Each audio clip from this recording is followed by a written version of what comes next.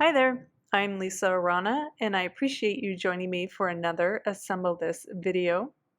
It's a new month, and that means there's a new sentiment kit from Unity Stamp Company. I'm going to share 3 different card layouts using just this one stamp set, as well as some fun and easy techniques to make each card special.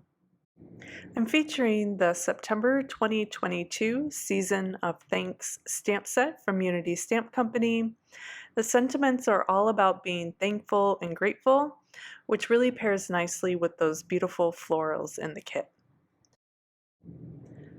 I have my 3 panels already stamped out on some white cardstock, each with a different design. One has the flowers on the top and the bottom, the second one has the flowers just on the bottom, and the third has a border of flowers that I stamped all the way around the edge of this panel to create a border. Starting with card number 1, I'm using Distress inks to do some quick ink blending. I'm really loving this technique for coloring. It is so quick to do, and the loose coloring just has a really beautiful effect that's very forgiving. The 4 colors that I'll be using for all of my cards are Tattered Rose, Dried Marigold, Bundled Sage, and Speckled Egg. For a nice even blend, I recommend using a smooth paper like Hammermill or Bristol, and then to apply the ink in light layers in a circular motion, adding these light layers over and over again till you get the depth of color that you like. I'm also using different sizes of brushes for these smaller spaces.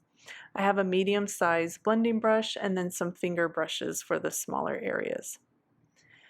To add something special to this card, I'm going to blend on some color using a stencil. Just want to tape your panel to the back of the stencil and then lightly start to apply your color in layers again.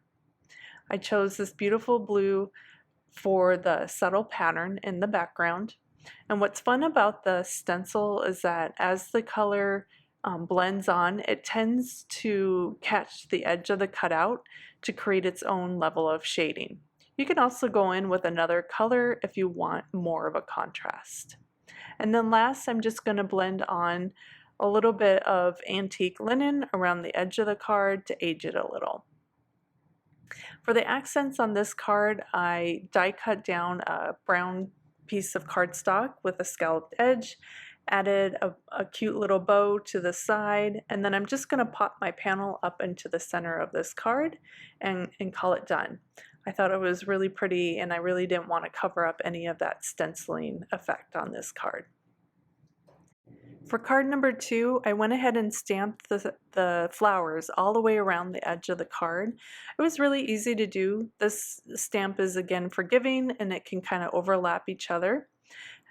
And then I just did some more ink blending with the same colors that I used in the previous card. For the special feature on this card, I wanted to create a spotlight effect with the sentiment. So I'm die cutting that out with the heart stitch die from the Frills and Dashes Hearts die. And then I'm just going to glue that panel straight down onto my card front, which is some brown cardstock, right in the center. And then I also die cut out a scalloped heart in that same brown color, and I'm gluing that directly over where my hole is from my die cut stitched heart with the sentiment. And then I'm just going to pop that sentiment right up in the center of that scalloped heart. I love the way that matte kind of breaks up the illusion of this continuous image of the background. And there's a bit of dimension that pops up that sentiment that makes it special. For our third and final card, we're going to be doing some watercoloring. And yes, I am still doing this on regular cardstock. I'm just keeping my water down to the very bare minimum. It's just enough to pick up the ink from my palette. And I'm just placing that and scribbling it on over the flowers. The style of the stamp lends itself to a more free-form look of the watercolor. So that's why I really like it for this effect. And then I'm just going to fill in the background with that blue and call our watercoloring done. I did run that through my laminator a few times, so it would dry quicker and help flatten it out. You can also just let it dry and then run it through your die cut machine. That helps to flatten it as well. I'm just going to pop that up in the center of a stitched scalloped rectangle on some craft cardstock. And then for my sentiment, it's just a strip that says "Thank you is not enough" that I distressed with that antique linen. And then I also die cut it with the same rectangle die that I cut my panel with. So the stitching on the sentiment matches the stitching on the panel perfectly. It's just a nice little touch. And then of course I had to add a few sequins for a bit of shine and movement on them all. And here are our finished cards. I just love how each one looks slightly different, but they definitely came from the same sentiment kit. The first one has that beautiful subtle pattern from the stencil in the background. And this one we really highlighted the sentiment with that spotlight effect and the heart dies. And then for the final one, just some pretty watercoloring, and that little stitch detail on the sentiment just matches the panel perfectly.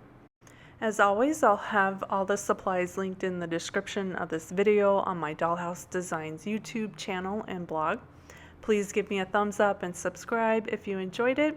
Plus, if you have any questions or a sweet comment, post below. I really love to read each and every single one.